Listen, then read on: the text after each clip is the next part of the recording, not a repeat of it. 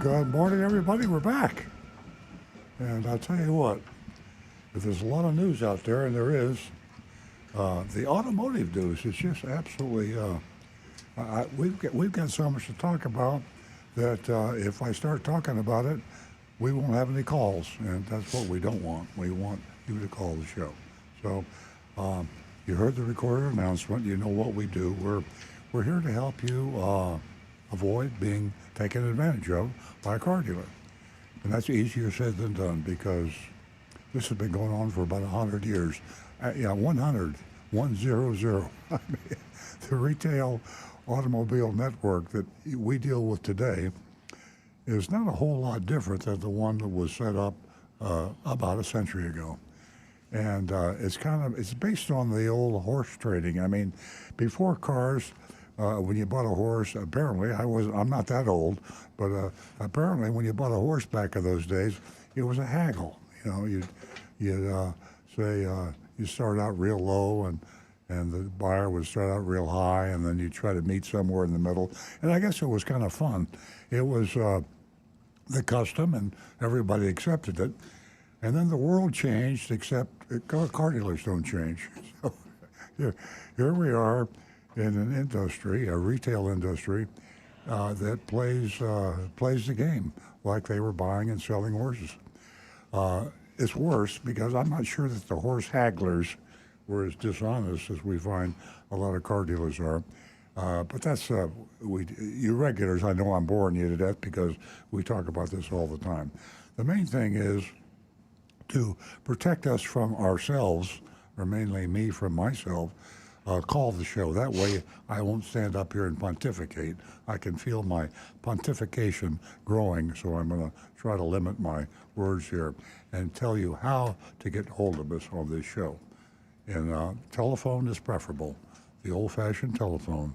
That number is 877-960-9960. And I know you probably don't have a question right now, or maybe you do. By the way, if you do have a question right now, because you called 877-960-9960, Nancy Stewart, my co-host, sitting to my immediate left here in our studio in North Palm Beach, Florida.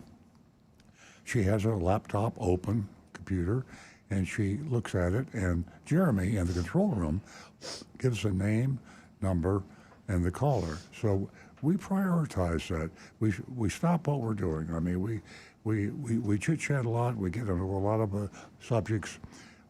We got text and we got news articles, but a telephone call, we try to jump right on the call. Why? Well, first of all, phone calls are more interesting. They're more personal. Secondly, we've only got 5 lines coming into the studio, and we don't want people waiting and then hanging up. And we want to hear what you have to say. And by that, I mean the good, the bad, and the ugly. This is the thrill of live radio, is to be able to just shoot from the hip, say what you want to say, and you won't be censored, and you won't be attacked. There's some talk shows out there where the host attacks people. We don't attack people here. We encourage difference of opinion. And just because you don't agree with me or Rick or Stu or Nancy, doesn't mean you're wrong. We could be wrong. And so we respect your opinion. And if you have something to say, just tell it like it is. Love to hear from you. 877-960-9960. Now, if you're like me, I get a lot of phone calls. Some would say too many. I don't think so. I have good control with my phone, and I try to take as many as I can. I return calls, so I'm a call recipient and a caller. But text are really, really nice. So we provide that for you because you got 5 minutes. You're not going to wait for 5 minutes. You have something you want to say, get it off your chest, text it. And our text number is 772-497-6530. 772-497-6530. Now that goes to the computer, smartphone of my son Stu Stewart, who's sitting right across the table from me here in the studio. and he accumulates those. And as we get through the show, he'll read text, and we will get to most of the text, most every week. And finally, we have our YouTube channel, and that is arguably our probably most prolific. And I hate to say the word because all our callers have great ideas and thoughts, but the YouTubers are really something special. And that YouTube channel is just youtube.com/Earl on Cars. youtube.com/Earl on Cars. And Rick will accumulate that information too. By the way, Rick is our certified diagnostic master technician, and we tend to gravitate toward the sales and purchase and financing and all that, but we tend to forget that servicing your car is something you do far more often. And if you add up all the costs for maintenance and repairs, it exceeds probably what you spend on cars. Because you only buy a car once every 5, 6, 7 years. We have a lot of regular callers that have had their cars 10, 15, 20 years. So, but you have to bring your car in at least twice a year to get it maintained. And you add that up, ka-ching, ka-ching, a lot of money. Car dealers will take advantage of you big time in that service drive, just like they'll take advantage of you in the showroom. So if you have a squeak, rattle, or roll, call Rick or YouTube him at youtube.com/Earl on Cars. Post it, and Rick will address that issue. He'll address phone issues too, and he address text issues too. So as I say, we have a lot of information. I could just read the notes I made this morning when I got up before I came into the show and fill 2 hours, but I wouldn't do that to you, I swear. I'm going to pass the microphone over to Nancy Stewart, my co-host, my wife, and she will give you some information, especially for you ladies out there, to encourage you to call the show. If you haven't called the show before and you're female, a really delightful surprise. It sounds too good to be true, but it is true. I promise. Nancy? Good morning, everyone.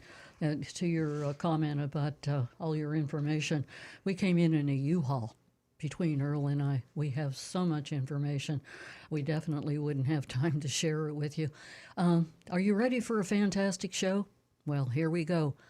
Settle back and buckle up. 877-960-9960. Ladies, take advantage of that number. You can win yourself $50 this morning. First 2 new lady callers, $50 for you. 877-960-9960.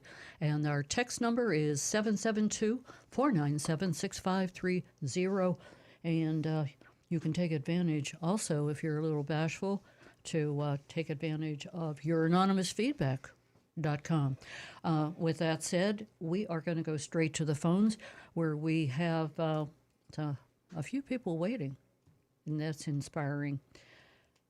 Good morning, Bob. Good morning. How you doing today? Welcome. Fine. Thank you. Welcome. Thank you so much for your show. Appreciate it. I'll jump right in if I can. It's pretty straightforward. Went online. I found a car I liked at Greco Chevrolet in Delray Beach. And nice car, everything was great. We agreed upon a price, and no trade. I paid cash. I wired the money in per the instructions, all set to go. And when I get the car a few days later and I go home, the numbers didn't make sense on the order, the vehicle buyer's order. So I went back in and talked to their finance manager, and he gave me a copy of the internal Excuse me, report Bob. they had. Do you have your radio on? I do not. Oh, okay. I'm hearing feedback. Okay, you can continue. I do not. Anyway, so the bottom line is that on the internal report, the price on the what I paid was $35,500 for a nice used car, and the report showed $36,780. In other words, $1,280 more.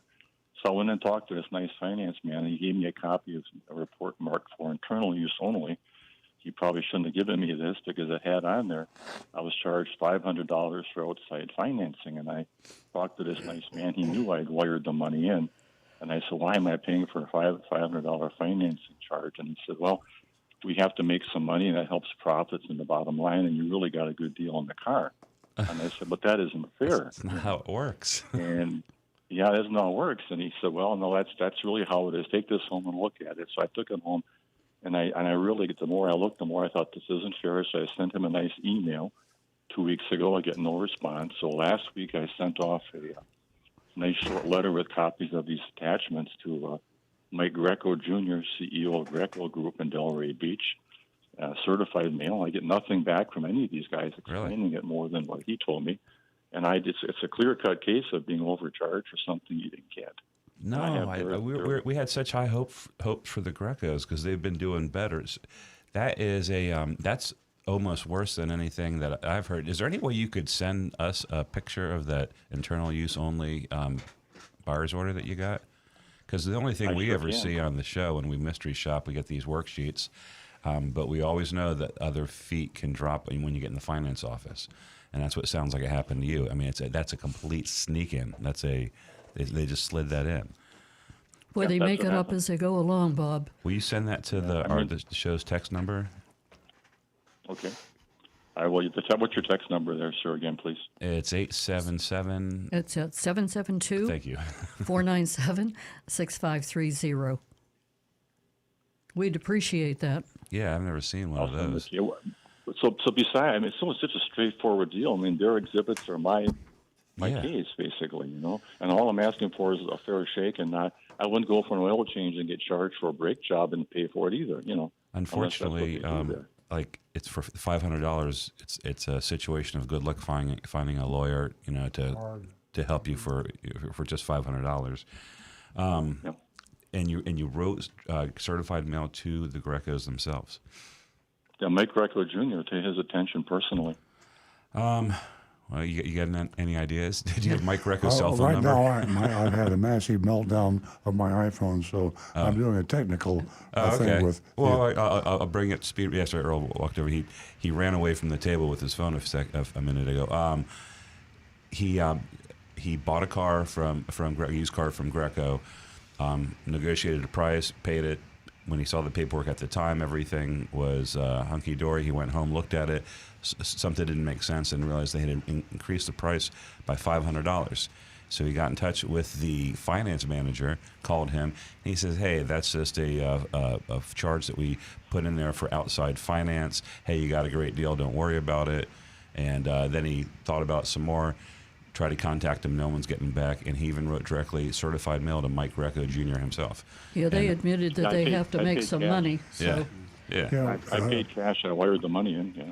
Yeah, what I would suggest is if you have an attorney that you deal with, normally a family attorney or somebody like that would do you a favor on an attorney letterhead, I would suggest that an attorney write the letter briefly in saying that they violated the Unfair and Deceptive Trade Practices Act of Florida by what they've done, and rather than litigate this and then remind Greco that if they litigate this, even though they're only talking about $500, that Greco would be responsible not only for his attorney's fees, but your attorney's fees.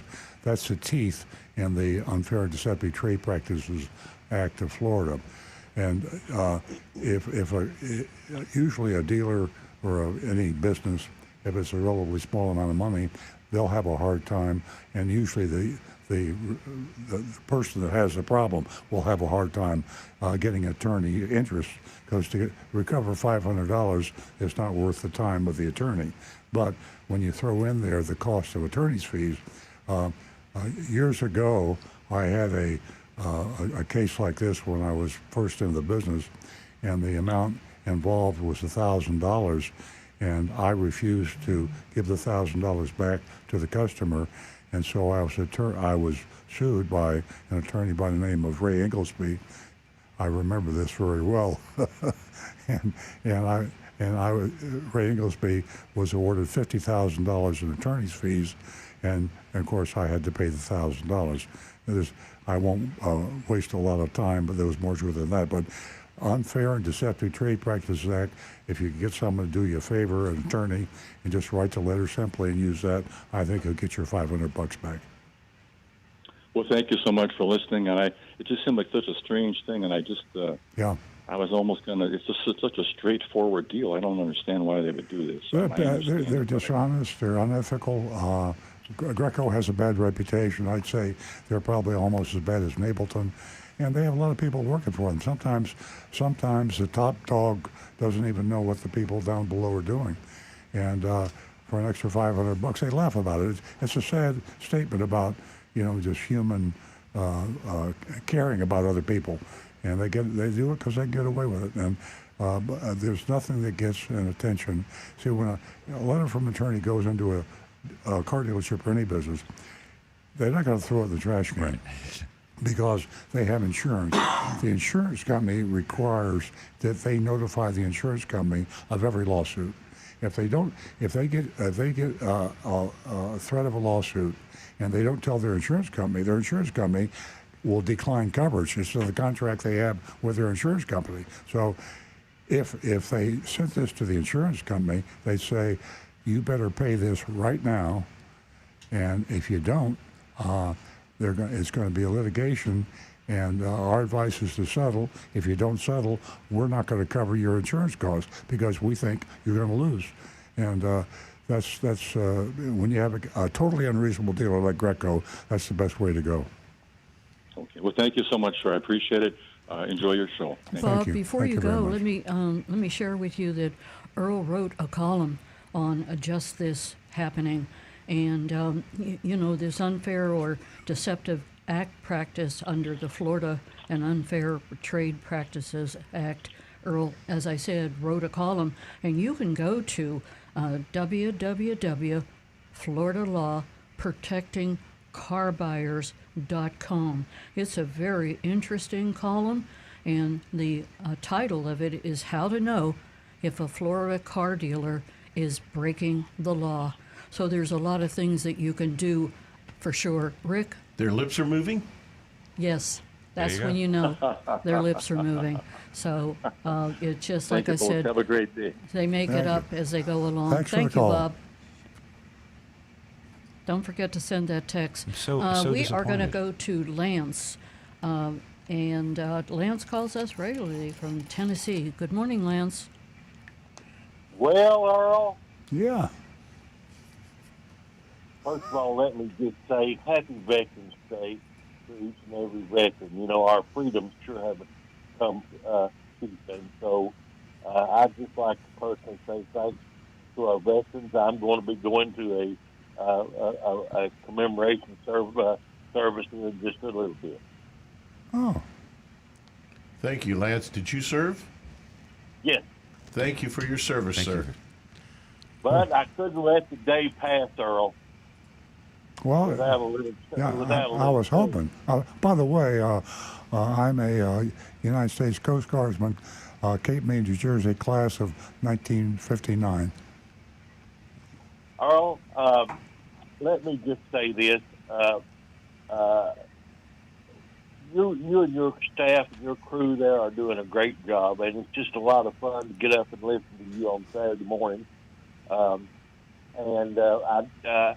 been thinking about that Christmas album of the greatest hits of Earl Stewart on cars. Yeah, you're running out of time. Oh, I know it. And I'm told that 8-track may not be the best way to market it. Well, you don't know that, Lance. Generation Z is all into retro stuff, and they want 8 tracks and vinyl. So maybe a limited release. I want reel to reel. Well, I'm thinking Oh, about pairing. There you go. I'm thinking about pairing this 8-track up with the greatest hits of Slim Whitman yodeling. When I was a kid, and I used to see these commercials for Slim, I didn't know that he was a serious, country artist. And I just thought he was this goofy guy with an 800 commercial on TBS. Nope. He's got a great voice, great yodeler, right? Right, Lance? Oh yeah, I'm right in there with him too. All right, let's hear it. Well, it's Saturday morning. You're here with us today. Rick Kearney's got a little something to say. If you're going to be traveling, please try to remember, place your battery on a battery tender. Absolutely. I'm still using it, Lance. Hey, Lance. All right, listen.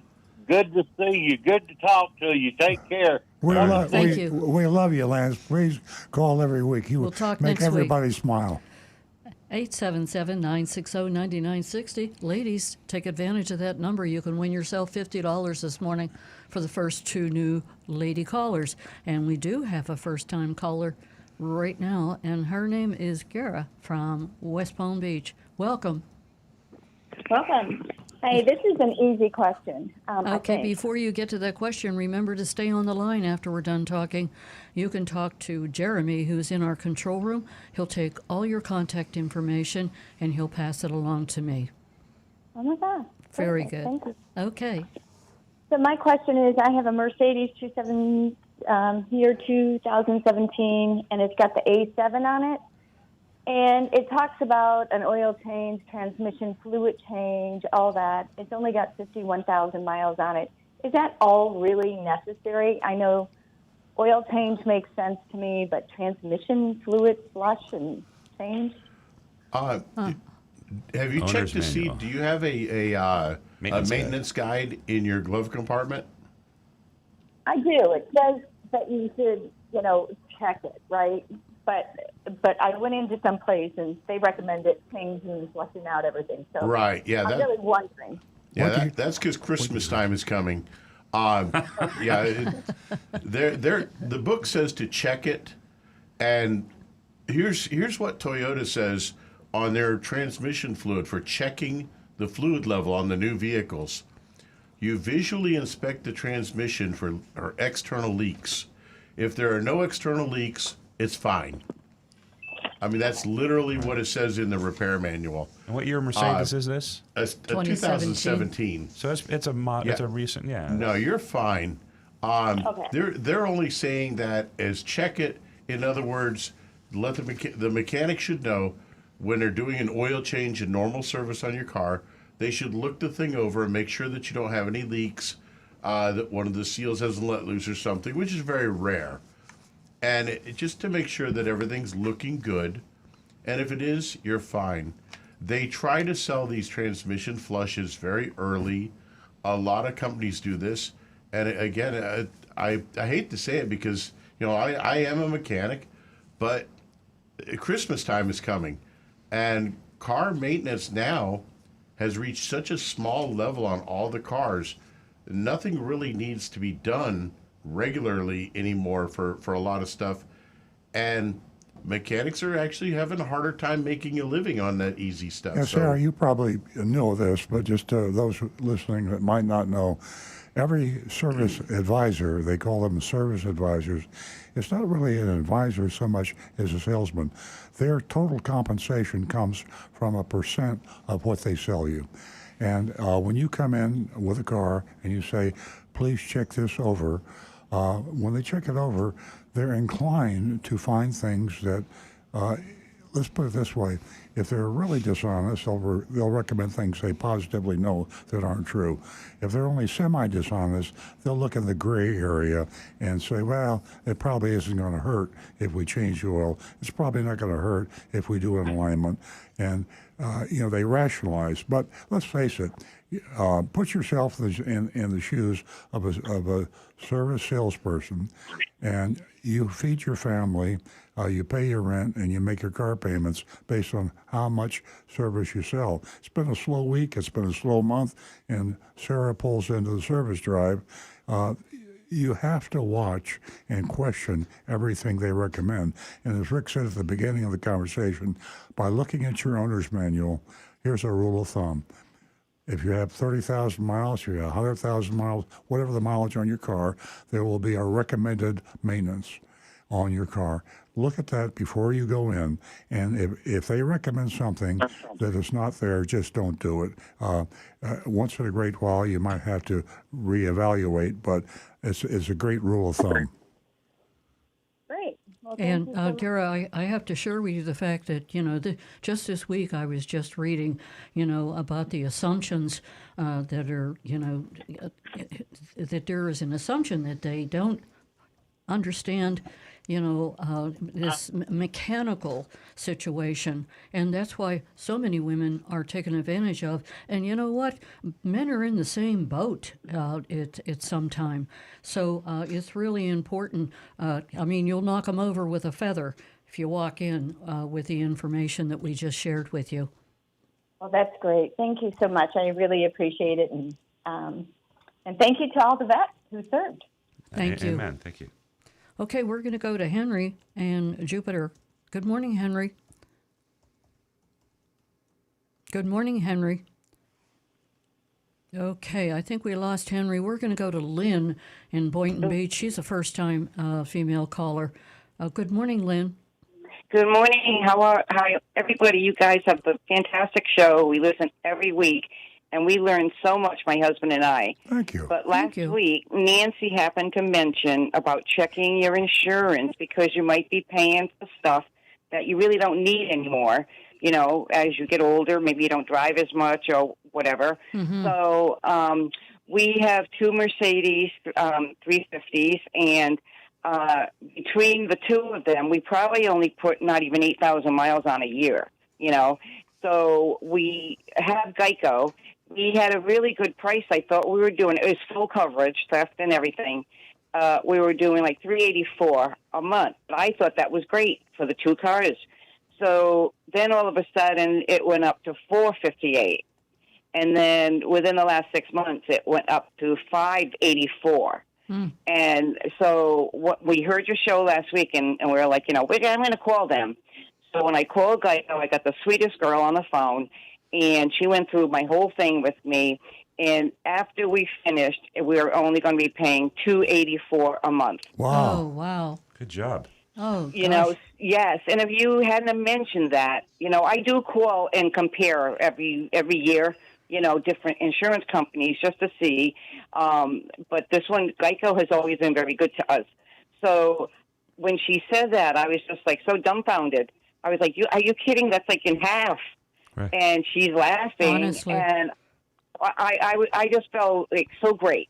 And she was so nice. It wasn't like she was trying to say, yeah, but you really do need this. No, you shouldn't get rid of that, or anything. She really helped me out. And if it wasn't for hearing that from Nancy, I never would have even checked.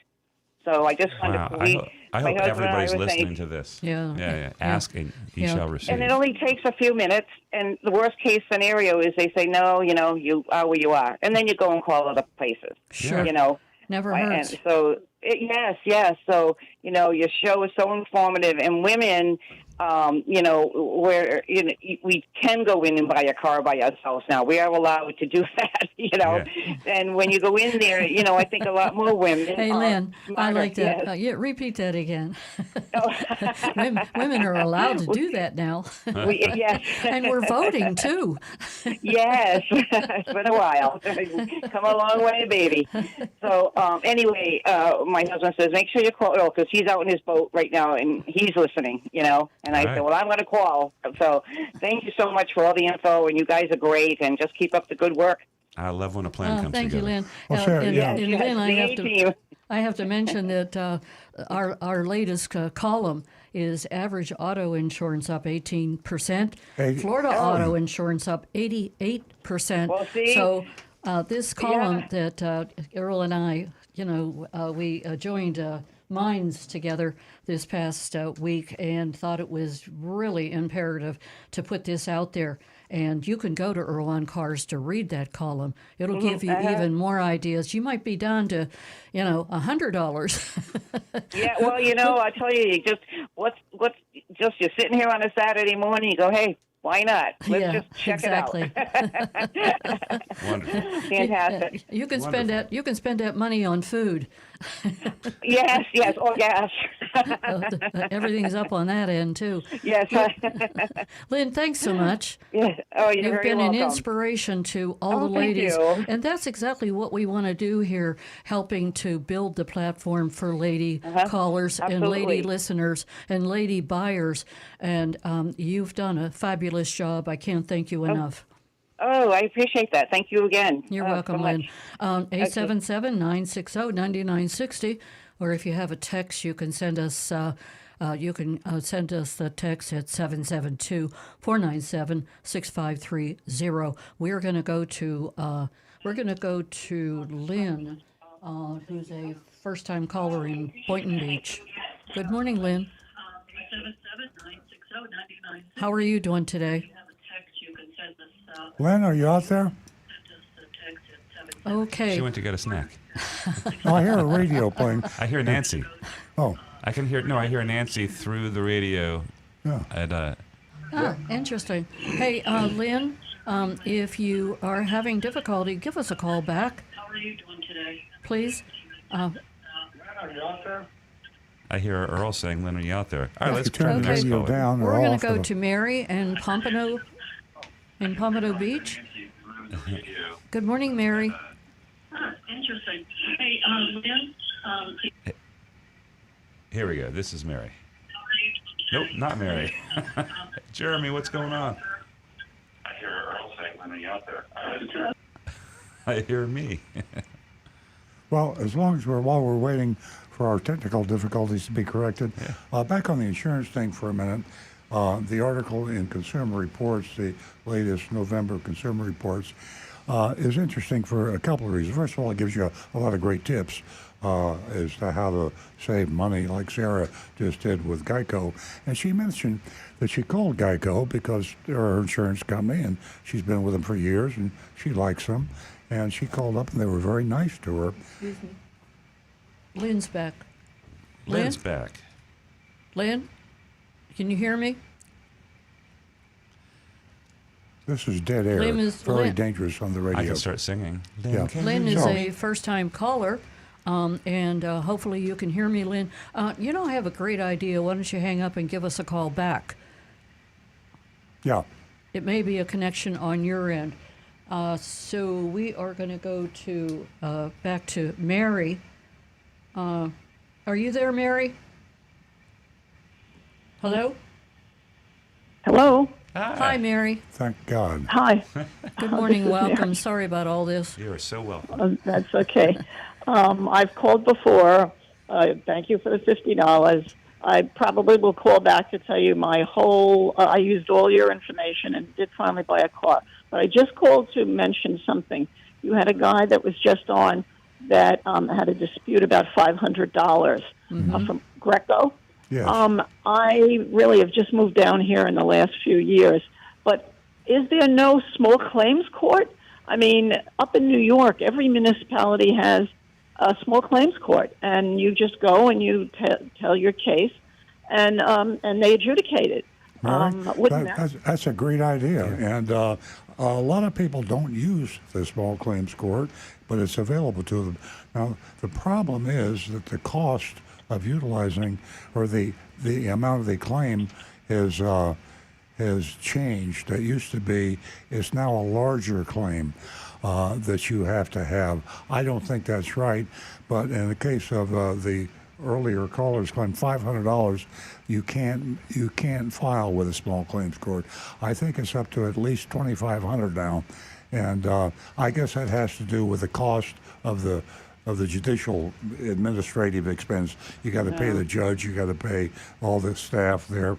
But small claims court is a great way to go. Now, one of the problems with a small claims court is you've got to be motivated. And you sound motivated, Mary, and Sarah was when we talked to her. But it's a lot of trouble. I've been through the small claims court personally with claims. And you really got to be a bulldog and just never give up. And the judicial process, the whole judicial thing, government bureaucracy, it beats down sometimes the best of us. But if you got that stamina, small claims court's a lot cheaper than a lawyer. A lot of times a lawyer will say, why don't you try small claims court, because there's not enough money in it for him to justify his time. Right. Though I'm astounded that they would say that you had to have a minimum of $2,500. I mean, that's what small claims court is for. Small claims, $500. to an average person is a lot of money. Yeah, I'm Googling A whole it. lot of money. It's under, and it says, according to Florida, it's 8,000 or less is what they said. Oh, wow. I'm trying to find a minimum. Oh, 8,000 or less? So Yeah, maybe he that can shows you do how that. long since I've looked at it. So now it's 8,000. I agree with you. It's a shame. It would be a great deterrent to have that available It to is. people, but It's not. That's not the minimum. That's the maximum. there is no minimum. There's no minimum. It's just a Okay. maximum. Oh, well, I stand corrected. I didn't realize it. I thought there was a minimum. Maybe he's still maybe he's still listening. Yeah. Yes, it is. But he calls and he obviously has a grievance and he's listening to you. So I just know that I've used it a few times up north. You do have to fill out forms, and look, there's paperwork and everything nowadays. Yeah. But maybe he could go that way. Yeah. But I just wanted to make that suggestion, and thank you. You guys are great. You're really providing such great information. Hey, Mary, before you go, you said you were from New York. I've got to ask you, how do you feel about the insurance rates down here in Florida? I'm talking 88% increase. I think that the insurance rates are outrageous, number one. Number two, if you really want to know what I think, Ashley Moody and the administration does not really care about the average person. Here, here. I don't want to be political, but I know that during the last gubernatorial election, one of the things that they were saying as far as the Democrats, they wanted insurance companies to not be able to operate in Florida unless they had a full set of their products available to everyone, which would have, they cherry pick. Okay, we'll do cars, but we won't do houses. We'll do only these kind of cars. And that would have probably lowered insurance rates right across the board. Mm-hmm. But it's obvious that the insurance companies, are the lobbyists that are winning. Well, I agree with you. Yeah. And you're not being political, Mary, because every attorney general that I can recall, and that's a lot of them, they've all been that way. It's a matter of they're going to take the cases that the people will hear about that will get them reelected. They don't care about the cases that are just to take care of their constituents and their voters. They want to have a case that'll get headlines.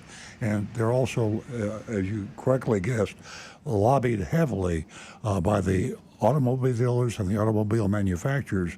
And if you want to get elected Attorney General in the state of Florida, you're going to have to play ball with the automotive industry. And that's why you don't see more help for the consumers when they're having problems buying a car. Well, I can tell you, like you say about Sodom and Gomorrah, I won't go into it now because I'd rather put together a whole presentation for you because you said call back. But I went up to New York and I bought my car there during the summer. And it's really New York State Consumer Protections. They have other ones like in Chicago also, but I know of New York. And they only can charge you by law in New York State, a car dealer, a maximum of $175 for dealer fees. And I bought a Subaru. I went to North Lauderdale Subaru. I went to Schumacher. I went to Coconut Creek.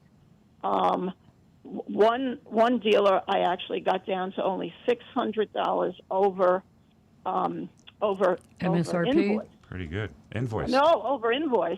That's and really good. I was in there. I told them I have no time for this. I did what you guys said. Just deal in emails and the internet. And they sent back. It was Schumacher, and they said, because we've been dealing with you for so long, which really translates into I'm a pain in the neck, we will accept your offer, but with tags, tags, fees, taxes.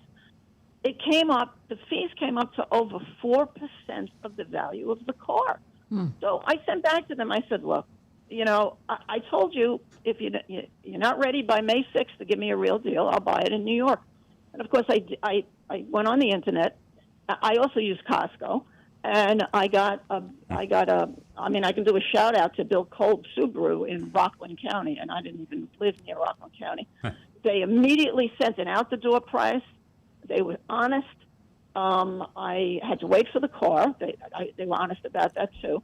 and I took possession of the car up in New York, and I drove it back down. Good for you. And I can tell you that I see on the internet that a lot of young people are even saying that they're shipping their cars from Tennessee. They're going up to Jacksonville, where it's a little more reasonable. They're going to Georgia. Stay away from Atlanta. Yeah, the further away Stay from away from Miami Atlanta. you can get, the less evil the dealers become. The further from major urban centers. That's a good Yeah. point. Yeah. But it's a shame because I'd rather give my business here because I work, I live here now. And so, I think that when I hear the prices that people are paying in just fees, it's really unconscionable. And somebody like Ashley Moody, I mean, this is to say everybody should start to vote their pocketbook. I mean, she should be doing something to mitigate this. I mean, it like you say, and if it wasn't for you guys really alerting everyone, I mean, your show is priceless. Unfortunately, really. the consumer lobby isn't as strong as the car dealer. Well, lobby. Mary, your point is extremely valid for the reason that the lack of regulation is the problem. It isn't the lack of laws. We've got laws covering a lot of things, and almost every violation, when people call this show and say they were taken advantage of, there's almost always a violation of a Florida law, but they will not enforce the law. Ashley Moody or any attorney general, and there's a lot of other regulators out there too. I mean, the Federal Trade Commission. They make a lot of noise, and you see them in the headlines, and they'll go after a dealer in Wisconsin or something, and they get a lot of headlines. But the percentage of dealers that are kept in line as a result of the Federal Trade Commission is minuscule. So, yeah, a great example is when you're on I-95 and the speed limit says 65, what happens if you're going 65? Well, if you're going 65, you're going to get rear-ended. Cops aren't going to arrest you. You got to go. Nancy and I were on I-95 the other day going to the doctor, and a school bus, I timed the school bus was going 75 in a 65 zone. Now, why would a school bus do that? Well, because it's more dangerous to go 65 on I-95 than exceed the speed limit and go 75. So that's kind of the way it is with car dealers. Everybody does it. Everybody gets away with it. And the poor car dealer that goes out there and tries to abide by what's right and moral and ethical is going to lose money. The worst car dealer that we know of, if you're a regular listener to the show, is Napleton. He's terrible. I mean, every car dealership that he owns that we know about and other states that we don't know about is getting trouble all the time.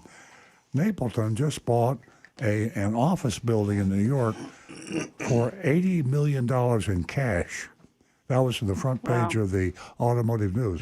That's how. Yeah, here, I'll hold this. You weren't kidding about this. I'll hold this picture up. Yeah, for $60 million dollars in cash.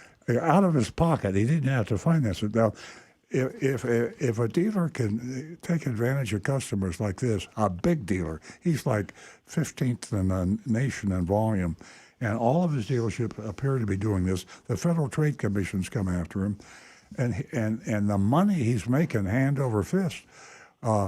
It's just the reason that the laws are not enforced that you and I have the problem. We got too many laws; they just don't enforce them. That's too bad. Yeah. But, it was just a suggestion because I just think that even if he goes to court,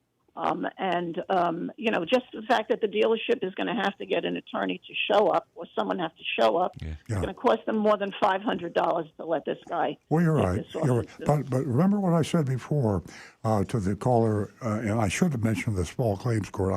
I didn't realize there was no minimum. There's just a maximum. So I was wrong, and I stand corrected. But what you have to realize, a letter from an attorney referring to very important, the Florida Unfair Deceptive Trade Practices Act. New York has an Unfair Deceptive Trade Practices Act. They all vary a little bit, but the one thing in common, it allows the little guy, the little gal to sue somebody for a relatively small amount, and it gets the attention of the defendant, because he says, if I litigate this and I hire a lawyer, and she wins and I lose, I have to pay her legal fees and my legal fees, plus the amount of the claim, no matter what it is. So you litigate a $500 claim and you have $50,000 in attorney's fees. Their insurance company of that business dealership will say, hey, you settle that. I'm a car dealer. We have a Toyota dealership. And my insurance company has told me, I've had situations where I felt I was totally innocent, and I was going to fight it in court, and my insurance company said, don't do it. I said, I'm innocent. And the insurance company said, whether you're innocent or not, there's always a chance that you're going to lose. And if you win or lose, you're going to have attorney's fees. And your unfair and deceptive trade practices says that if you lose, you're going to have to pay the plaintiff's attorney fees and your attorney fees. So we're requiring you to settle it. And if you don't, we'll cancel your insurance. So that's a pretty good hammer to go after a dealer for a small amount of money. Well, my heart just went out to the guy today, and I just thought this might be a good alternative. Yeah. But I'll let you guys go. I'm sure you got a stack of calls, and I really appreciate all that you do. And Earl, everybody that I know is going to go to you for Toyotas. Well, bless your heart. Thank you. Mary, all the time. We can't thank you enough. What a phone call. I mean, you are an educated consumer. You just covered it all, and you, with the icing on the cake, is you're mentioning the Attorney General, Ashley Moody, and we have been on the air for a very long time. We have never heard from her. Never. She just doesn't want to help us. She just doesn't want to help us. That's how I feel. And Mary, let me leave you with another website that you could go to, www.floridalawprotectingcarbuyers.com. And I'm sure, as far as your car insurance is concerned, nobody sat down with you and said, hey, listen, Mary, you could save $400, $500 a year just by increasing your deductible. So if you're not an educated consumer like you are, Mary, and I'll tell you what, you've reached a lot of people this morning. They heard you loud and clear, and I appreciate. Thank you so much. You're very flattering. And my only other thing to say is 2024 is coming up. It's time to start voting in people who take care of us, no matter what political party they are in. We hear you, Mary. There you go. Let your voice be heard. Thank you, Mary. Have a wonderful day. Okay, no phone calls. What do you have, guys? We got texts, and we have messages on YouTube, I'm sure. Okay. Anne Marie, she found an article. Anne Marie always texts us or refers to an article. She was able to successfully text it to us, so I browsed it. But her message gets to the point. She says, "Good morning. A couple of days ago, I read a story in the Washington Post how car dealers aren't ready for electric cars. This is really funny. One example cited was about a lady who walked into a dealership to buy a used Fiat 500e. Yes, that was the vehicle she wanted to buy. Poor lady. That's well, Anne-Marie anticipated it. She goes, yes, Fiat. That was what she wanted to buy, an all-electric Fiat. She looked over the paperwork and spotted that they included a plan for oil changes and a warranty for a gasoline-powered car with your transmission and all that. She laughed, declined, but she bought the electric car without the protection. Do you think it's ignorance or greed on the dealer's part, or just force of habit why they include all that? And she has a follow-up question later on, but I really think that they're just caught flat-footed. It didn't sound like a Fiat dealership. It was a used car, she mentioned, so they just don't know. But yeah, I think dealerships with major manufacturers, they have help from the manufacturers easing into the transition. We are, we're getting guidance on how we have chargers and all that, on the property and all that. But this dealership didn't. But that is a really funny story, and I would imagine it's probably happening all over the country. If you have a good warranty company, however, you just put in the vehicle that you're selling, and it will come up with available coverage. So it might have been like a small town kind of dealership. Everything's computerized now. It's hard to make that mistake. The other question she has, and I want everybody here at the round table to think about this. We've had our mystery shoppers for many years now. What's the most outrageous behavior that our shopper has ever encountered? And just before we answer, Anne-Marie, we're talking 20 years here, so it's kind of hard. It's like, what's your favorite movie? I don't know. The first thing that comes to mind for me is just, it's not the behavior, it was just the ghost car, and I think that was a Greco, I think. Greco had an ad for a car that wasn't there, then it appeared at another location, and then another location. The ghost car. The ghost car, it went on for, I think, 6 months or so. I don't know. Mine would go way back with Scott Cadmus, who did. Oh, that's the behavior on the part of the mystery shopper. Well, yeah, but the most memorable mystery shop is Scott Cadmus was our service manager, and rest in peace. He's passed away, unfortunately, a few years ago. But he would go into mystery shop dealership. He went into two. Palm Beach Toyota was one of them. The other one was Al Hendrickson. And in one case, we asked him to get a copy of the buyer's order. Back in those days, they wouldn't even consider giving a buyer's order or let you take it. They didn't have iPhones then, so we weren't taking pictures. So Scott just walked into the sales manager's office and grabbed it off the sales manager's desk, right. And they chased him all the way back to the car. He made it. He made it out alive. And then we did Al Hendrickson.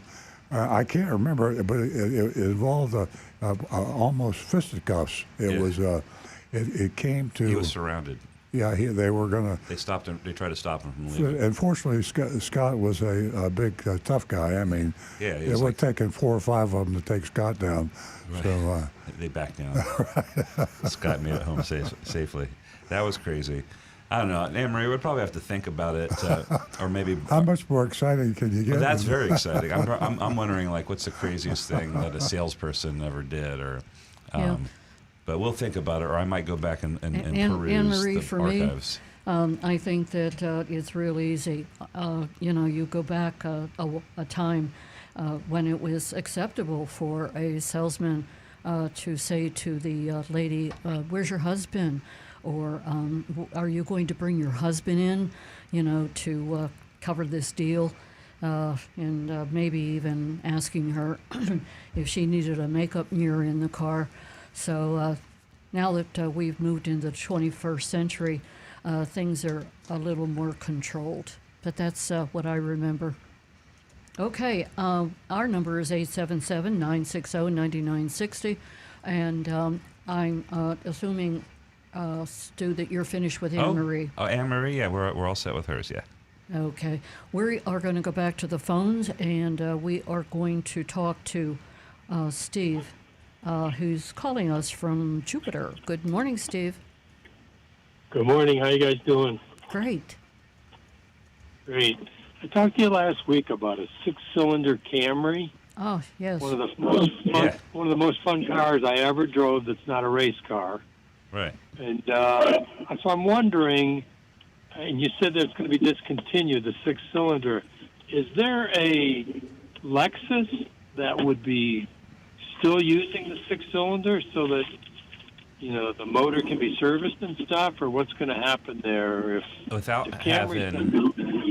I think Lexus and Toyota are going ahead towards eventual electrification, but both models right now for this year and next year or so are still gonna have gas models, but so specifically on Lexus I don't know, but I suspect that if you're talking about like the ES models, like the Camry-like models, I bet you they're going the same way as Toyota. I mean, as the Toyota nameplate, because the same car. Okay, but you can't even. You said, I think, as I understood you can't buy a 6-cylinder Camry now. No, I made a mistake. No. The only models you can are on the TRD.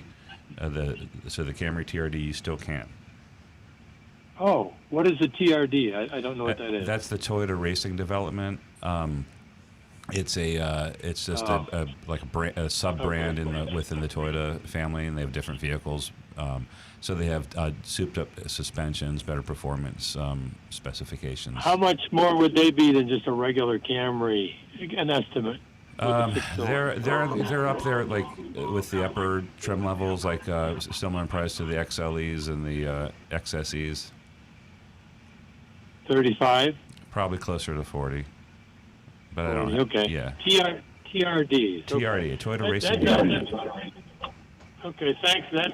That answers my question.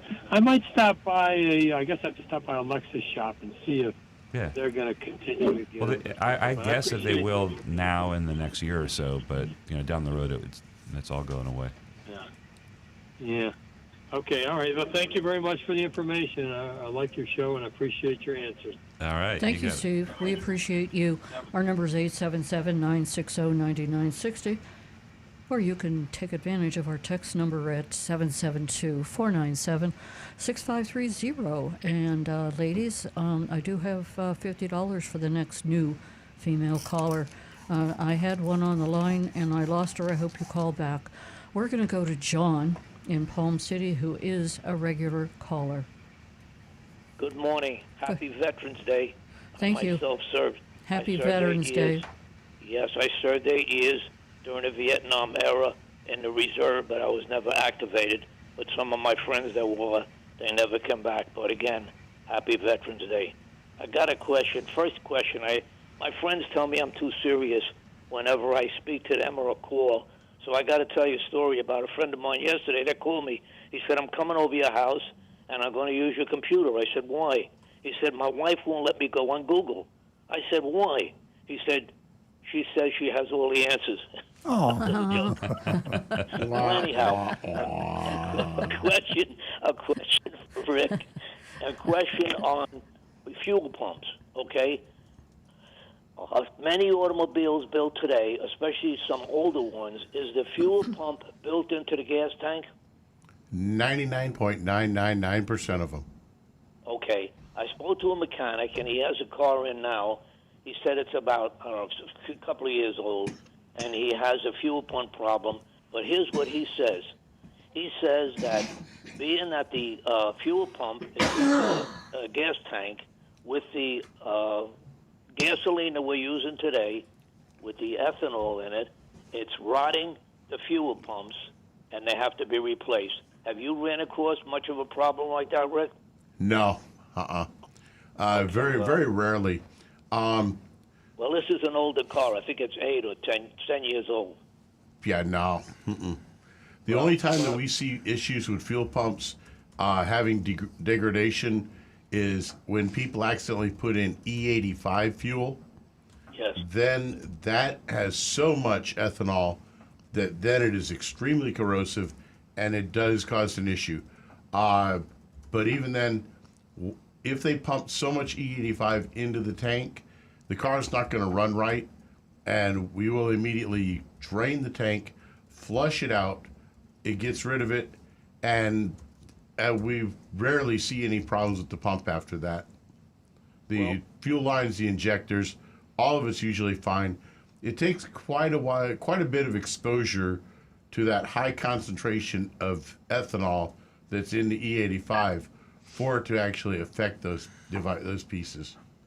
Now, what about gas gauges? Problem with gas gauges? Because some of the older cars, the gas gauge had a combination of steel and aluminum. And there's an electrochemical process caused by ethanol where aluminum and steel together are a nightmare. They corrode faster than pure gasoline. And also engines with ethanol, they run hotter, they get vapor lock, and they're a big danger, especially to older vehicles, including blowing gaskets. Would there be any truth in that, too? Nope. At least not that I've seen. It's very rare that we have fuel problems on the cars that we have anymore. I don't see those issues cropping up at all at our John, dealership. what I think is that the technology has been able to mitigate the effect that you're describing. And when they first started pouring ethanol into gasoline to when the whole thing started, it really created a lot of problems, and the engineers decided we better do something about about the way these cars of ours digest this gasoline, and they came up with technological changes that allow you to use more ethanol. Because if you go back 25 years, it was poisonous. Today, like Rick says, the car absorbs the whatever you want to call it, the negative effect does not occur anymore. It's kind of like the idea of drinking a soda once in a while. The acid in a soda is not going to affect you if it's just once in a while. But if you drink, 20 or 30 sodas a day, it's going to cause problems. But ethanol is killing our gas mileage. It burns faster than gasoline. So Yeah, that's a but negative. it does have certain effects that the government says, no, you got to have that in there. And right now we're actually running, most pumps are running up to E15. But E10 and E15 are both completely safe on any car built since about 1990. Okay. Well, be cautious, especially if you have an older car. If you put that in a car like Earl's 37 Pontiac and you didn't change any of the lines or gas, Whole nother story. yeah, you'll have a lot of leakage and a lot of problem. But that's an exception.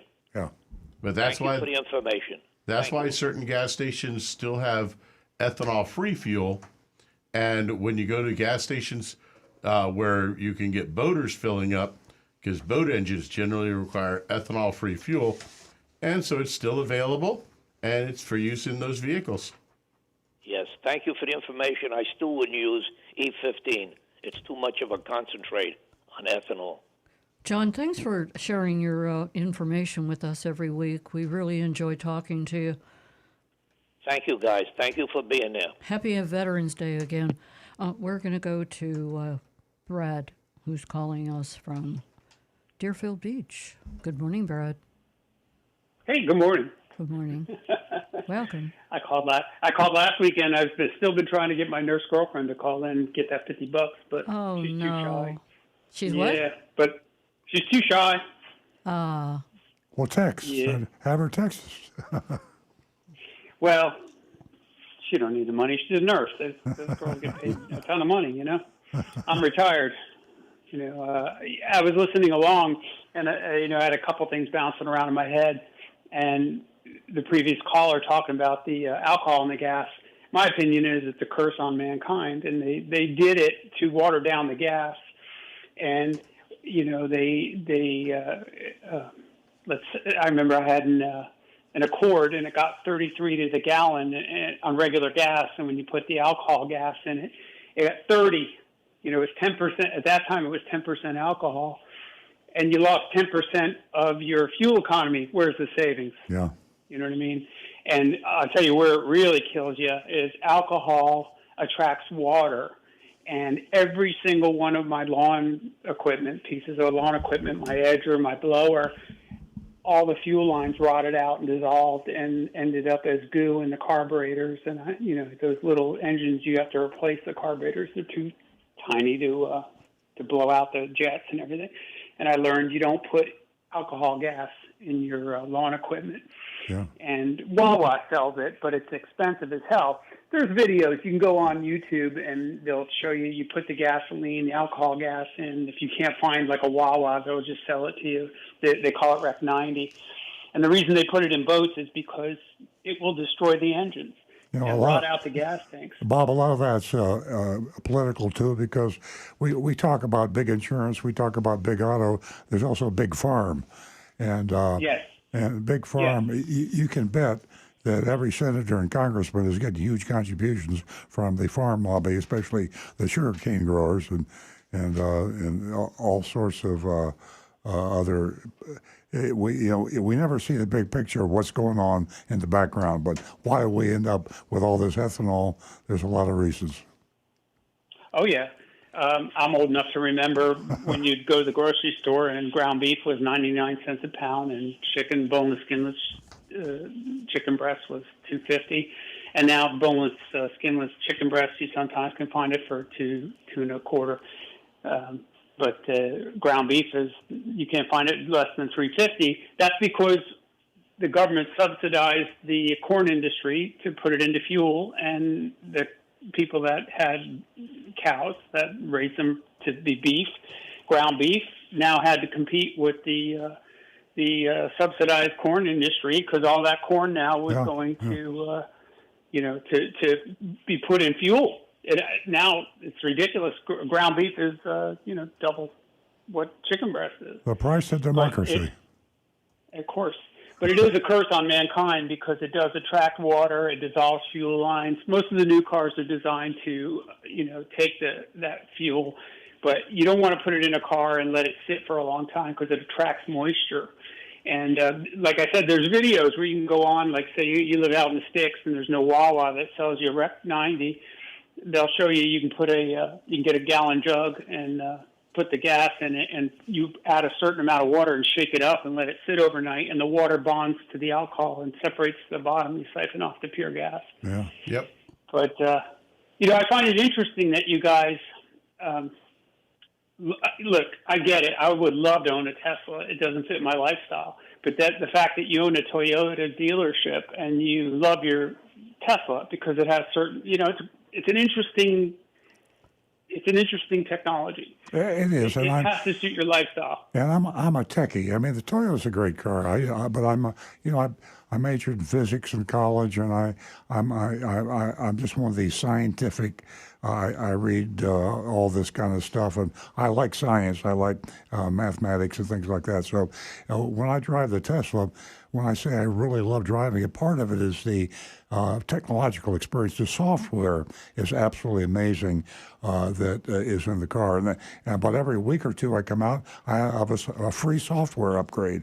And I get all excited, and I pull it up on the screen on the Tesla, and it tells me all these cool things that my car will do now that it wouldn't do before. So it's like a science fiction thing with me. It's not that Honda and Nissan, and there are a lot of great cars on the road out there, but I'm just a tech freak, so I love Tesla. For the Tesla, Brad, there is just a lot of pluses.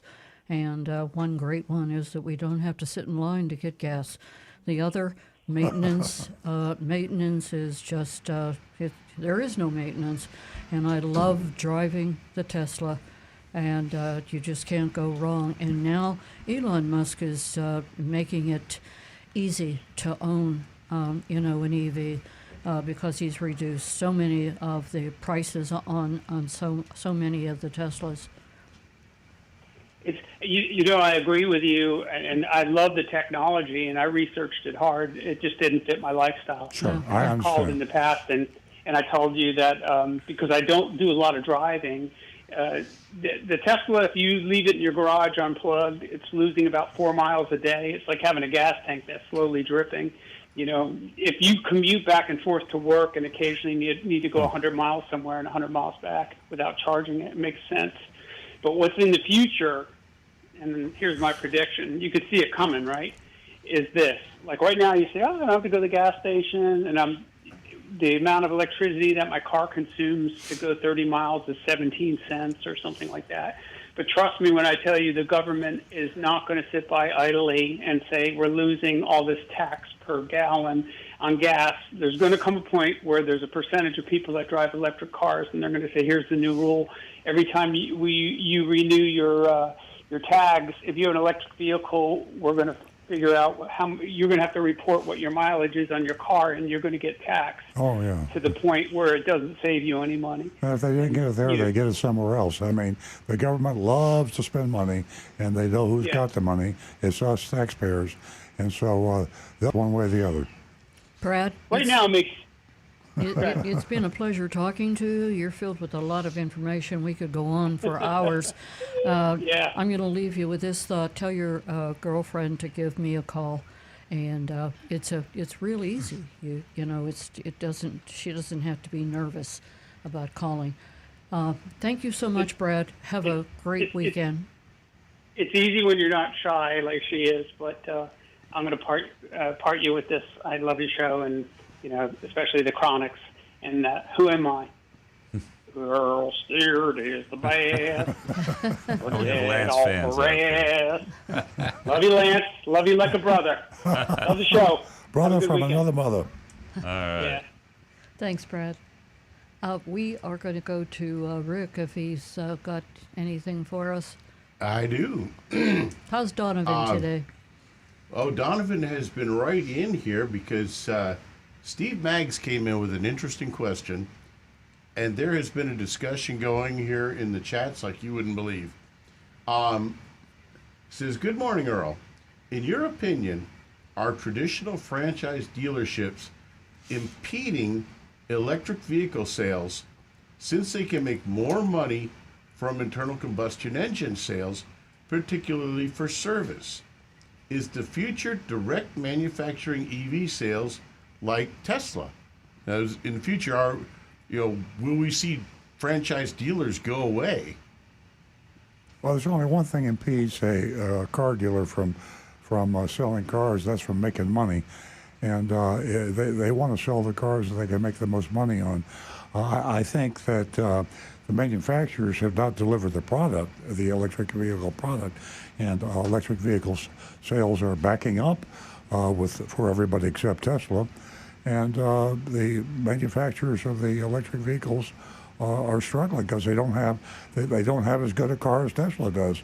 And right now, if you want to buy an electric vehicle from and it's not a Tesla, you could probably negotiate one heck of a price because there's a huge oversupply of electric vehicles for those manufacturers other than Tesla they're building. Tesla is pretty much a seller's market, and they're pretty much selling every car they can build.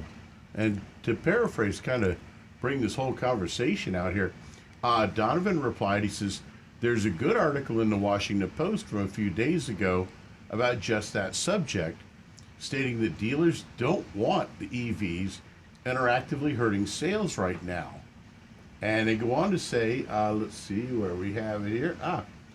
Donovan, Steve comes in and says, Donovan can't totally blame the dealerships. He says he recently passed by a Mercedes-Benz dealer that had a load of the new unsold EQS sedans, which are Mercedes electric cars, sitting on the lot collecting dust. In other words, they had quite a few of them sitting there. And Steve says, or Donovan came back with this one is, Steve, I put 50% on dealers, 50% on the manufacturer. The EQS is a joke, and that's 100% the fault of Mercedes-Benz. Sitting on their hands for a decade, it's overpriced, charges slow, and has bad software, which is one of the things a lot of folks, they don't like about the Toyota BZ4X, that it does not have the range. It's very slow to charge. And it's slow itself to drive. Yep. Listen, the car dealers aren't dictating what cars they're selling. That's the manufacturer. So the reason EV sales aren't taking off, like you said, it has nothing to do because with the car dealers. I mean, if the car dealers can get enough of them that people want to buy them, it's the manufacturers that are rushing to the game. And like you said, Tesla's been doing this for since 2008. I don't know when they start selling the Tesla. It's a long time, a lot longer than anybody else, and it'll take a while for them to catch up. I've heard real good reviews on some very high-end EVs that challenge Tesla, like the Porsche Taycan is supposed to be up there and better than whatever. Dealers are also afraid of electric vehicles because it represents change. Nobody likes change, especially car dealers. And the electric vehicle has set up a chance for the manufacturers to go direct like Tesla does. And every time a manufacturer talks big about building more and more electric vehicles, Ford, for example, there's a recent survey done on manufacturers and what the dealers thought about the manufacturers. The worst, most despised manufacturer by dealers is Ford. And Ford is going heavily toward electric vehicles. You could say it's a good idea, a terrible idea, but whatever it is, that's what they're doing. Now, they're also requiring dealers to have certain facilities and certain training and a lot of other things, there's also the danger that they might just say, I'm going to sell these electric, I being Ford, we will sell these cars directly. If you don't want to do what I tell you you have to do, it'll be very expensive. We'll just go direct like Tesla. So, the dealers, all the major dealers, even Toyota is backed off. They missed the boat on electric, and then they turned around and went heavily toward electric, and now they're backing down on electric again. So it's chaos everywhere except with Tesla. The manufacturers don't realize that it's a software game. Tesla's ultimate goal is not to sell a bunch of cars, electric vehicles. Tesla's ultimate goal is to sell autonomous usage. And what Elon Musk wants to do is 10 years from now, you'll pay Tesla $3,000 a year, and you'll have your new Tesla in your garage as soon as you hit your app button on your phone and walk out the front door. And whenever if you're at Publix, you're at the hospital or Walgreens or wherever you are, you just hit your app and your new Tesla pulls up, takes you home, and then it goes somewhere else. You don't know where it goes, you don't care, because if you need it, in 2 minutes it'll be back. That'll cost you $3,000 a year, and what are you paying now for a new car? And maintenance, insurance, and everything else. Exactly. 5 times that? Yeah, easy. Exactly. Exactly. Great information. You know, guys, the future is here. We're going to go to John. I thank you so much for your patience. And John's calling us from West Palm Beach. Just a simple question.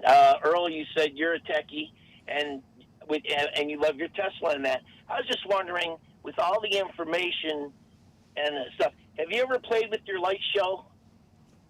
No, I did. Yeah, I did one time. It's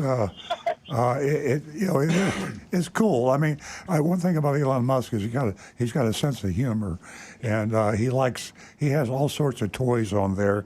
He has a horn that sounds like flatulence, or you can say, "Get the hell off the road." That'll be your horn, and.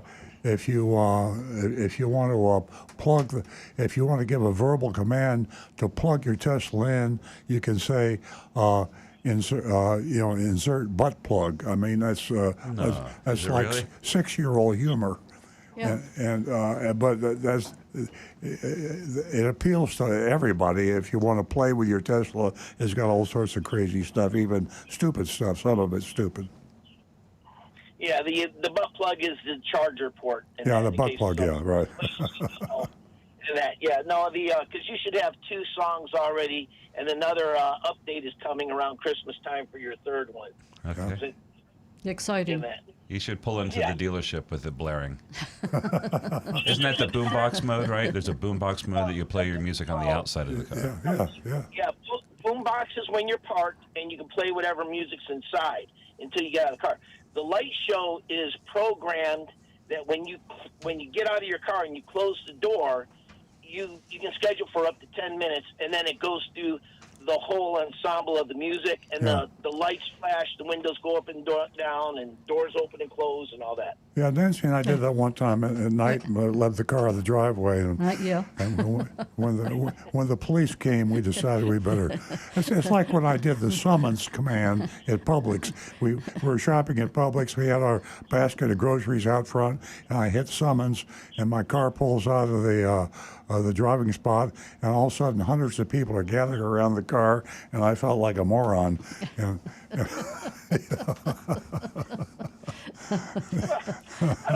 Things need to be fine-tuned a bit, but we are having a great time. I love driving the Tesla. It's just an amazing car. All right. Well, have a great week. That's all I had. Thank you, See John. later. Thank you. John. Stay tuned for the mystery shopping report, John. You don't want to miss this one. It's a doozy. We're going to go to Marty. The show would not be the same without Marty. He calls us from West Palm Beach every week. Good morning. How are you? We're great, thank you. Nice to hear from you. Yeah. I just have a question. In car advertising, I don't know if it's the federal government or the state government, but all these ads, including Toyota and everything, they'll advertise you can get a certain car, and in the smallest print they put on TV or whatever, they have the down payment, if they even have the down payment. Who would have to enforce that the down payment should be included in the price, so that the price of a $200 a month lease is really $400? It's already the law. Every time you see that, it's a violation of federal law, Federal Trade Commission. And we were talking about that earlier. The government can make laws really easily. We got so many laws, most people don't even know what they are. That's part of the problem. And the worst ones are the ones where you know what they are and you don't care about it. So, yeah, every time you see a lease ad or a price on television, whether it's manufacturing, whether it's the manufacturer advertising or the dealer advertising, the price is not the price you can buy the car for. It's in the fine print. You can't possibly read that fine print, no matter how close you're sitting to the TV set. If you could read it, it only flashes on the screen long enough for you to get out of your chair and try to read it. So that's the problem. They just don't care. They don't enforce the laws they've got. Marty, on that particular kind of ad, those are crazy, and I've seen there's similar things too. I've seen ads that show lower price, but it includes $5,000 customer cash. Right. So the price is $30,000. They advertise $25,000. It's really $30,000 because $5,000 of it comes from you. I don't even understand that. And then, or for participating dealers? Yeah. That's the manufacturer. They'll say, buy a brand new Hyundai for $42,995, and then in the fine print, participating dealers only. No dealer chooses to participate, then you can't buy the Hyundai. Right. And I don't want to knock the lady that found cheaper car insurance, but it's also based on what your limitations are. Mm-hmm. So when you go and you're trying to do apples and apples, if you put a $2,000 deductible instead of a $200 deductible, it's going to go down. Your price is going to go down. Mm-hmm. So it's all whether but that makes sense. You can afford or you're willing to take, more of a risk. If you get in a lot of accidents all the time, you might want to have a lower deductible. But if I've never been in an accident, mind knocking on Formica. The average driver does not have an insurance claim except every 20 years. Let me repeat that. The average driver in America only has an insurance claim once every 20 years. Now, there are obviously some exceptions, notable exceptions, but the insurance companies thrive on, I'm afraid I'm going to have an accident. If you're a lousy driver and you know you're going to have an accident, you're going to have a high premium, shame on you. But if you're just an average driver, you're not going to have if you have an accident, you'll probably have to fix it yourself because you hate to file the insurance claim and jack your insurance premium up. So there's nothing wrong with a big fat deductible. And you know what, Marty? I haven't been part of this, but there have been so many people that have said to me because of, this being, on our show 2 weeks in a row about car insurance, they would rather settle with cash. They'll say to you, hey, listen, on the side, let's settle this with cash because my insurance rates are going to go sky high. No, I agree. I'm just saying that when you look at the price, you can make any price come down. Right. Same as buying a car. Right, arbitrarily. If you put $10,000 down, you're not paying as much as if you put $1,000 down. Yeah. That's all I'm saying is price-wise, it always fluctuates by, what your down payment is and what your deductible is and everything else. Yeah. Because the insurance companies all make a lot of money. Boy, do they ever. What Marty's saying is all the shell game, and in a lot of cases it is. But like Earl says, you gotta rely on statistics and probability. If you govern your life by that, you're golden. Yeah, exactly. Now, like homeowners insurance now is, of course, crazy here in Florida. My way of correcting that would be if you got a 20-year-old house, just make the limit on what it should be if your roof blows off.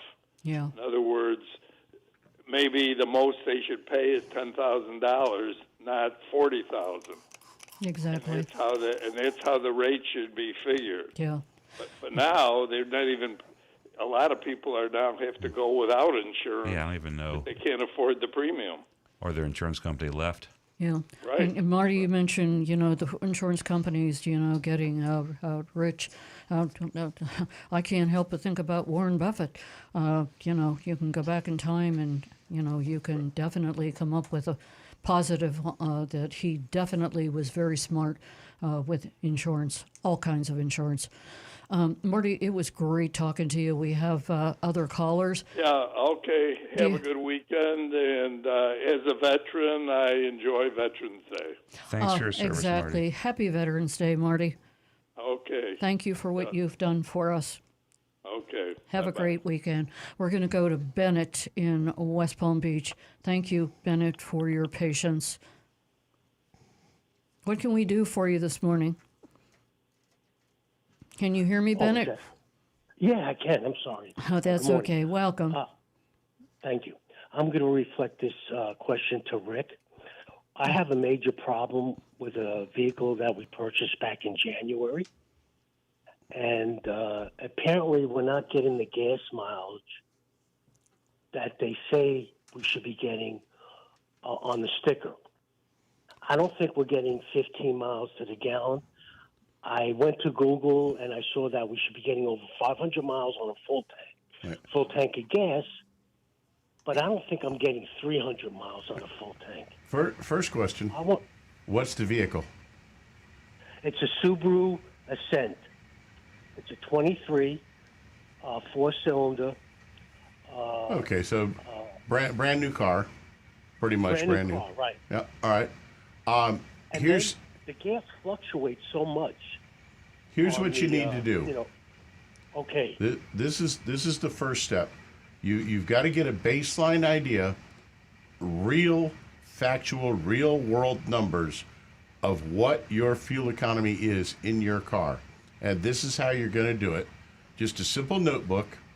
When you go to the gas station next time, try to run it down to where it's below a quarter tank. Write down what your miles are and how many gallons it takes to fill the car up. Then the next time you go to the gas station, again, you want to get it below a quarter tank. Write down the miles and how many gallons it takes to fill it up.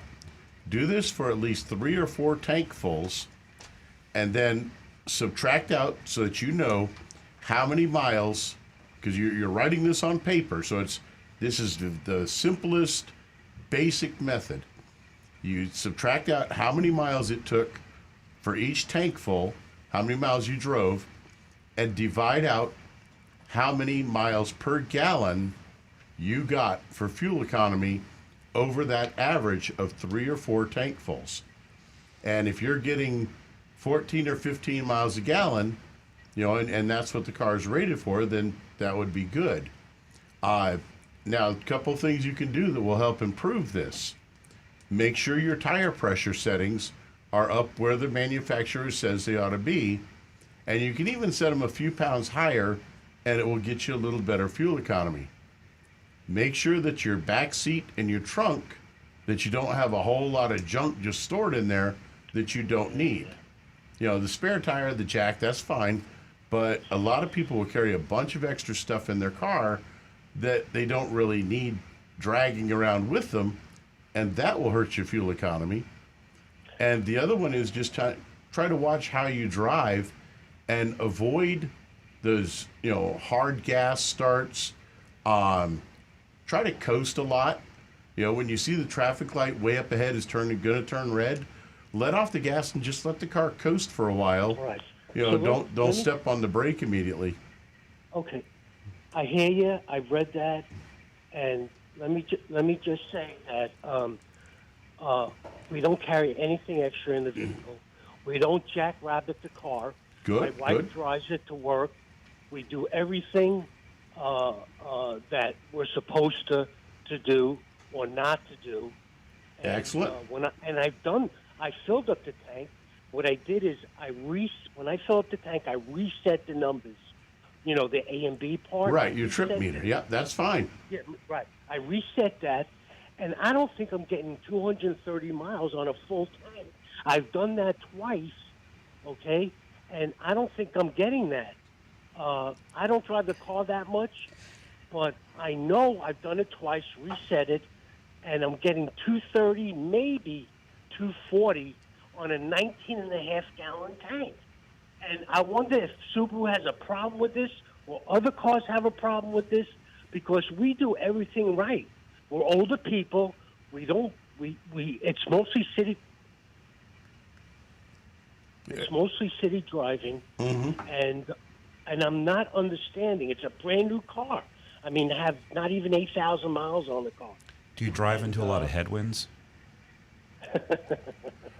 What I would do is I would use that paper formula first, and I would get like 3 or 4 tankfuls. Kind of build your case is what you're wanting to do, and find out how many miles per gallon your car is getting for 3 or 4 tankfuls. And if it's very low, now when you go in to talk to Subaru, go in and say, hey, I'm seeing this problem. My fuel economy is very low. Just don't talk to Subaru. Put it in writing to Subaru. Yeah, and this way, but you can show them proof.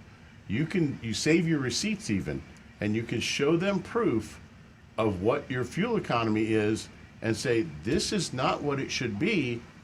Please help me. There's either something with the car or something going on here, but my fuel economy is not where it should be. It's easy math. If I have a 19.5-gallon tank, and just let's say a 20-gallon tank, but the car comes with 19.6, and if I'm getting 20 miles to the gallon, that's 380 miles on a tank. I'm not getting but 230, 240 at the most. Subaru wants me to bring the car in, leave it there for a couple of days, okay, so they can run it for a couple of days. Of course, I have to bring it in with a full tank. They'll let me know. I went to my mechanic. He said that I should call somebody up north to see what their reaction is, okay? Or I'm just Well, beside when you myself. say Subaru, you're talking about the Subaru dealer. How close is the next Subaru dealer? Well, I go to the one with the be part of the family. Schumacher, yeah. I take it to a different Subaru dealer. I mean, yeah, but Rick's point being that when you have written documentation, then they know that your numbers are not. Frankly, a lot of people complain about gas mileage because they don't drive the car right. And we have cases where they'll come in with a Prius, so they buy a Prius, they think they're going to get 100 miles a gallon or something, and they're not getting the mileage, and we will demonstrate to them if they can. So, but that's what I do. Try another Subaru dealer, but meanwhile, get your gas mileage measured. We're running out of time, so we have to get to our Mr. Shopping report. Okay. Try very that, good. and please call back next week. Yeah, Bennett, we'd love to hear from you. Thank you for calling. Okay, Earl's got some exciting news for you. Yeah, we just And, got word from owner of the station that they've expanded our coverage. Now we're going all the way. Earl and Cars and True Oldies is going all the way to Key West. That's right. New frequency. Get your margaritas out. Yeah. We're going to do the show from Key West. So we're going to have a whole bunch of new listeners. The We'll be additional there all frequency is 104.3 HD3. I don't know what HD3. I guess it's high def, right? Yeah, that's the high digital definition, radio. yeah. Yep. Yeah, 104.3 high definition 3. So that's really cool. All the way down. I mean, Homestead, Key West. Wow. We'll have some new listeners. You folks that live south that are already listening, like in Miami, in Fort Lauderdale, if you have any friends even further south, pass the word. We'd appreciate spreading the word about True. Actually, the car dealerships in Key West, I think there's only a couple. Right now, okay, where's it go now? What's the farthest south we go right now? Probably we touch Miami. We touch Miami. Yeah. Okay, but now we're. Huh? This is going to boost the signal. Yeah, we're going to have a strong signal all the way throughout Miami, and there Yeah. are so many car dealerships Yeah, in there. we're in the heart of Sodom and Gomorrah. Right, exactly. That's a pretty exciting area. Right, they're going to hear us Pretty now. exciting. We might get some more calls How close from is down Sodom to Gomorrah, by the way? I never knew that. there. Sodom, I think, was a little bit worse than Gomorrah because they got all the stuff named after them. You know, there's no Sodom, you Gomorrah. Can't, you got can't Sodom, Gomorrah, Gomorrhize Miami, anybody. Fort Lauderdale. Yes, Yeah, exactly. I got you. Okay. Okay, I think that we're probably ready for the mystery shopping report, and you can, our audience that we love so much, you guys can be part of the voting, and you can do so at 772-497-6530, 772-497-6530. We went to Fort Pierce. And you need to buckle up and hang on and listen to this mystery shopping report. Yes. And that is from Garber Buick GMC of Fort Pierce. Yeah, the name Garber is somewhat familiar.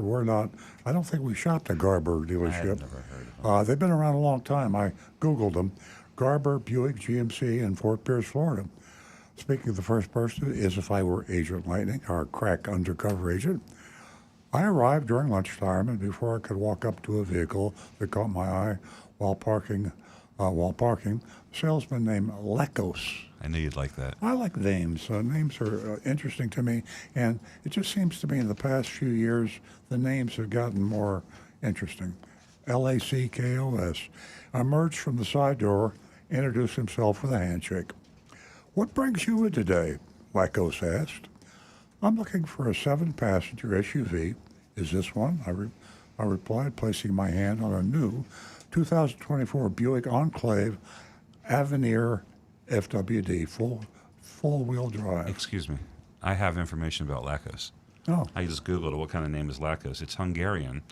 It's from a pet form of Laszlo. So it's Slovak, Russian, Czech. So he's Eastern European name. I'll be darned. Lackos. Fascinating. And Lackos says, yeah, as a matter of fact, this is the top-of-the-line edition, referring to the Enclave Avenir. You have great taste, he said. I looked the vehicle over, walking around slowly with Lackos close behind.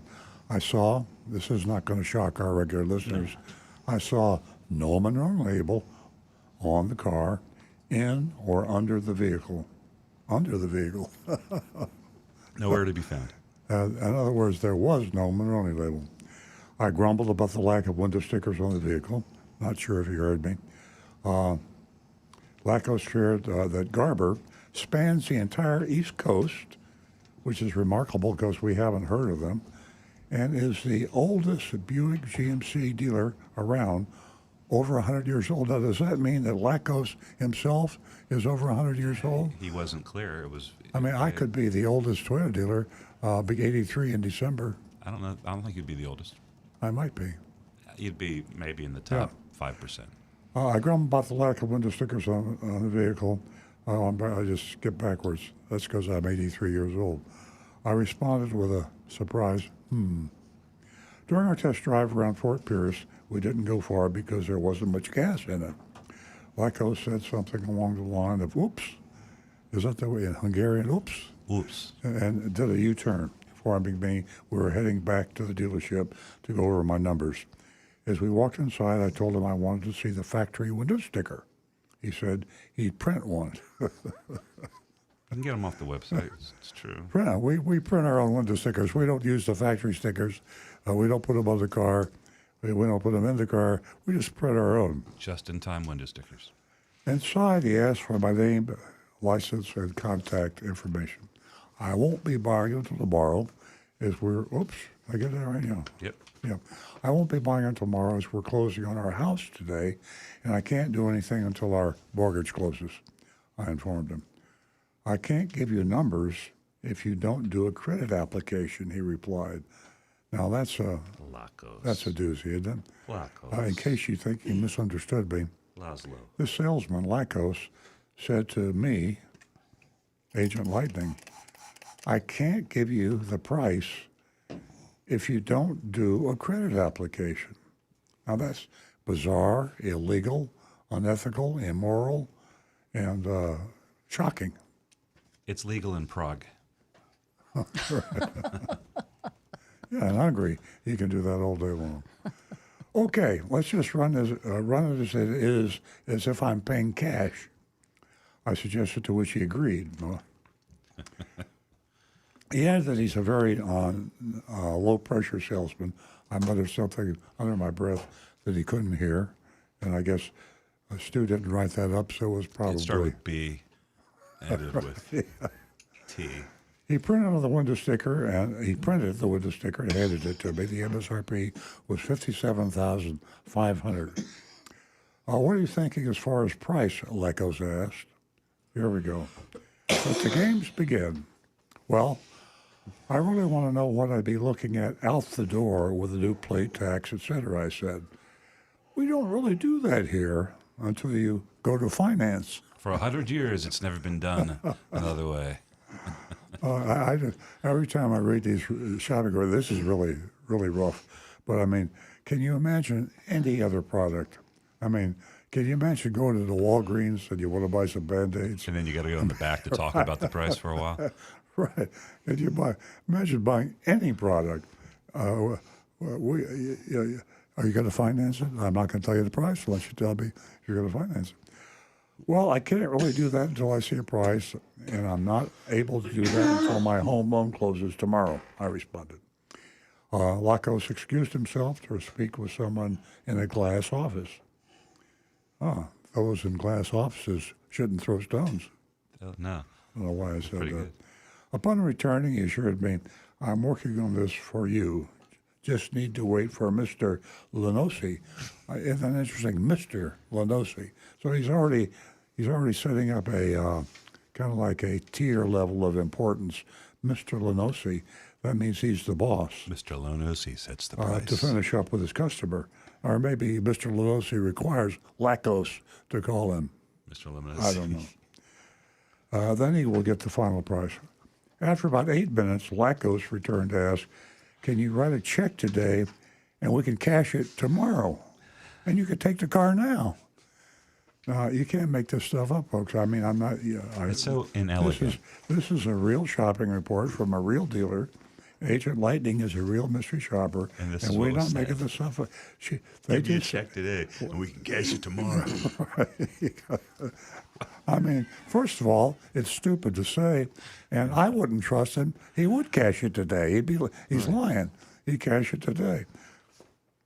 I still haven't seen the price yet, but that's certainly a possibility. Now she's got to play the game. Agent Lightning had to be boiling instead of saying, I mean, because it would have ended quickly for a lot of people. They would have said, are you out of your mind? And they would have run. Yeah, but she's got a report to write. You got to write the report. So she just, I still haven't seen the price yet, but that's certainly a possibility that I'll write the check and you promise you'll get a check. Oh. I pointed out, trying to sound a little exasperated. He then inquired, are you a first responder? Out of the clear blue sky. Are you a first responder or in the military, I mean, Veterans Day? What about a Costco member? Now, you know why they're asking those questions, because of the discounts.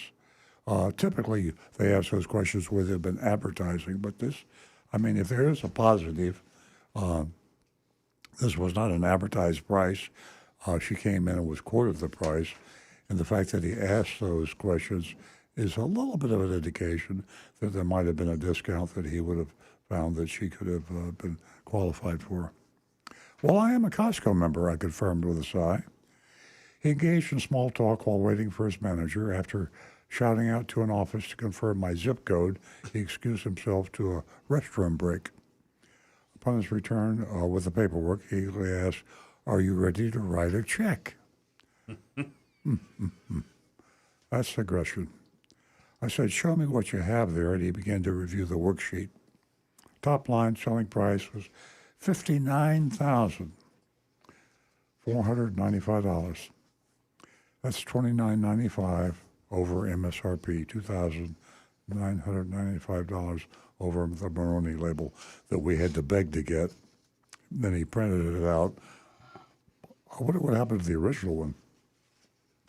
Then they took off $3,264 as a Costco discount. Now, that's not the way Costco tells you to do it.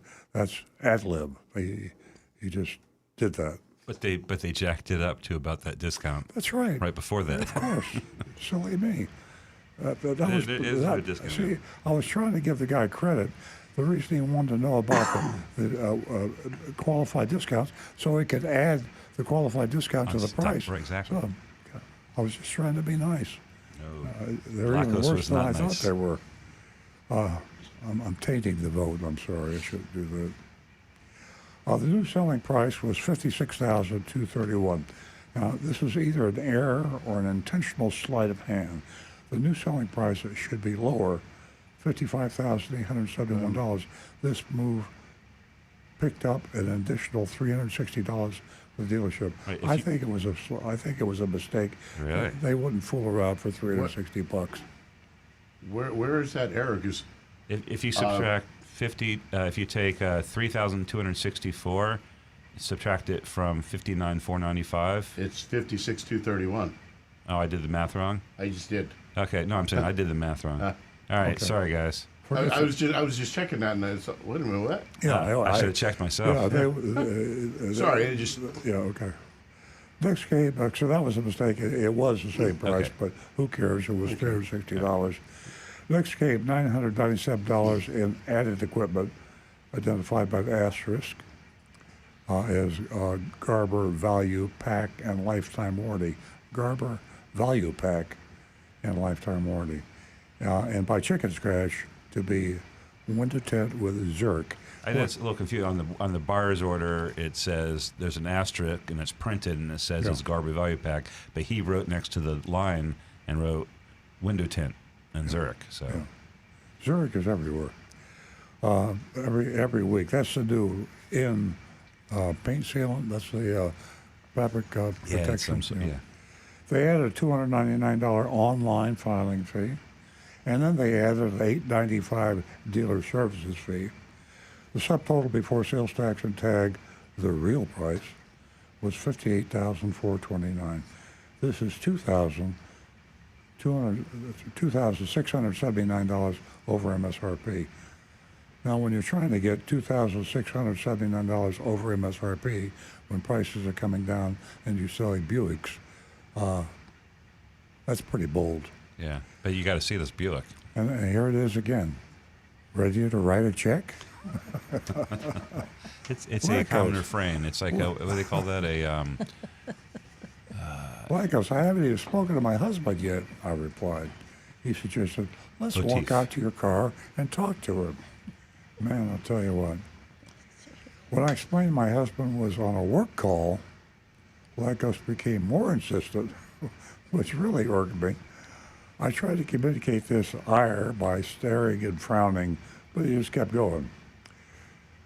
I held up my hand and thanked him for his time and began to leave. He followed me, attempting to speak with my husband, but I quickly texted my husband, "Stay on the phone, honey. He's following me out to the car." Oh, Lord. Get the pepper spray ready. Yeah. Right. Don't touch the gun, just the pepper spray. Set the stun. Yeah. When you're in my car with my husband inside faithfully, playing his part, I shook Lacko's hand and he said goodbye, apologizing that my husband was still on his call. Wow. Yeah. Look at this picture. Look at this Buick, though. This is quite humorous. Look at the picture of this Enclave. That's I know they say that's not your grandfather's Buick, but that is not your grandfather's It's a good-looking Buick. vehicle, yeah. Yeah, look at that. Looks It's looks good-looking like a vehicle, yeah. Highlander. Nice. Yeah. Very cool. Quite humorous. So there you have it. Quite humorous. I should ask for the votes, though. I'm almost afraid. Remember, this is live radio, so you can't be using obscenity. We can Dan. say F Come on.